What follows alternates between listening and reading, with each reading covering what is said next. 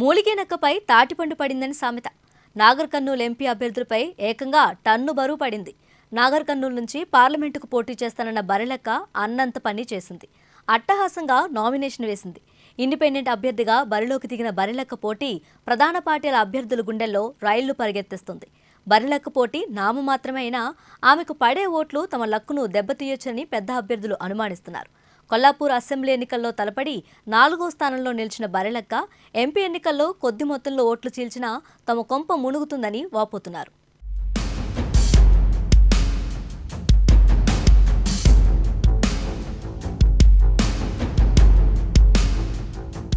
ఎంత చదివినా నోటిఫికేషన్ లేవు ఫ్రెండ్స్, అందుకే బర్రెలు కాస్తున్నా అంటూ ఒక్క డైలాగ్ వీడియోతో 2 తెలుగు రాష్ట్రాల్లో అందరికీ తెలిసిపోయింది శిరీష. ముఖ్యంగా యువతలో ఆమెకు క్రేజ్ ఎక్కువ. వివాదాలు, కేసులు, బెదిరింపులు, దాడులు, గొడవలతో నిత్యం వార్తల్లోనే ఉంటున్న బర్రెలెక్క ఇటీవలే పెళ్లి చేసుకుంది. కొల్లాపూర్ నుంచి నిరుద్యోగుల అభ్యర్థిగా అసెంబ్లీకి పోటీ చేసిన ఆమె 5,754 ఓట్లు దక్కించుకొని 4వ స్థానంలో నిలిచింది. ఆమెకు 3% పడ్డాయి. అవి గెలుపోటములను ప్రభావితం చేసేవి కావు. కానీ నాగర్ కర్నూల్ ఎంపీ ఎన్నికల్లో బరిలెక్క డేంజర్ బెల్స్ మోగించే అవకాశం ఉందని భావిస్తున్నారు.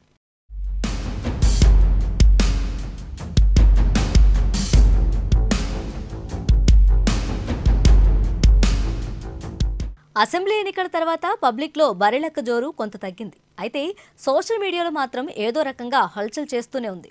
పెళ్లి వీడియోలతో మళ్లీ ఫామ్లోకి వచ్చింది.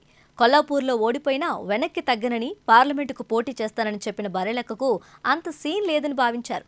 పెళ్లయింది కదా, రాజకీయాల్లోకి ఏమొస్తుందని కొందరు చెత్త కామెంట్లు కూడా పెట్టారు. అయితే ఆమె చెప్పినట్లే బరిలోకి దిగింది. ప్రచారం కూడా మొదలుపెట్టింది. కానీ అసెంబ్లీ ఎన్నికల్లో వచ్చినంత మద్దతు, ఫండ్స్ ఇప్పుడు రావడం లేదు. కరుడుగట్టిన అభిమానులు మాత్రం అండగా ఉన్నారు.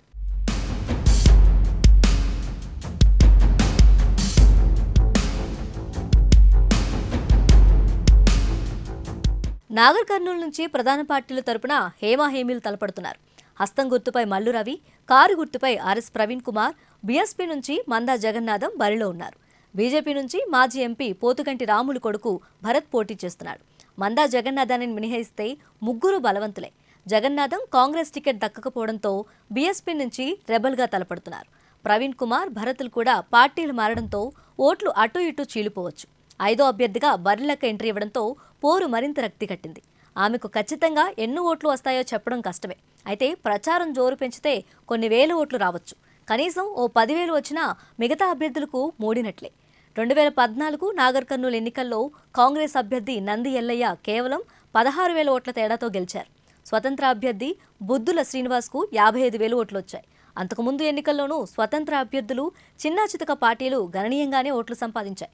4 ఉద్దండులు తలపడుతున్న తాజా పోరులో బరిలెక్క దెబ్బ ఎలా ఉంటుందో చూడాలంటే ఎన్నికల ఫలితాల వరకు వేచి చూడాల్సిందే.